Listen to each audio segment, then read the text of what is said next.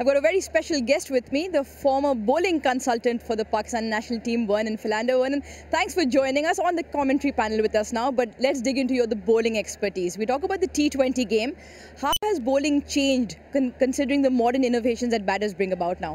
Yeah, I think it's so good to be back in Pakistan, Karachi, of course. I think for me, the most important part of bowling in the T20 game is control. I think if you have the new ball in hand with a bit of swing on offer, you want to make sure that you utilize that to the best of your ability.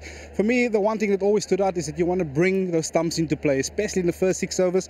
We've all seen it. The ball might move around, you might beat the bat on the odd occasion, but if batsmen get in on a T20 game, they can hurt you. So for me, it's making sure that you get to be effective and understand, what's going to make you effective. So for me, if the ball is swinging away, it's perhaps playing with those angles, but the most important part is bringing those stumps into play.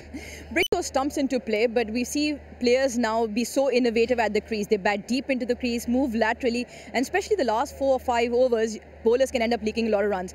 At the death, what would you like to concentrate on in this modern time? Yeah, for me, I think the most underutilized delivery in the T20 cricket is still the Yorker. And I think we saw last night, Saeed Afridi, Harris Ralph absolutely nailed the Yorkers. And I think if you bowl it at high pace, it is still a difficult delivery, to negotiate with. And yeah, I'd like to see, bowlers utilize that delivery a lot more in the T20 game.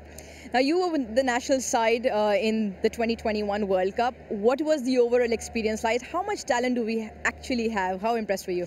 I was very impressed. I think one thing that you can't teach bowlers to do, and that's bowl fast. I think, I can teach you control. I can teach you the element of swing, but the one thing you can't do is obviously teach bowlers how to bowl fast. Of course, Pakistan has a rich history of fast bowling.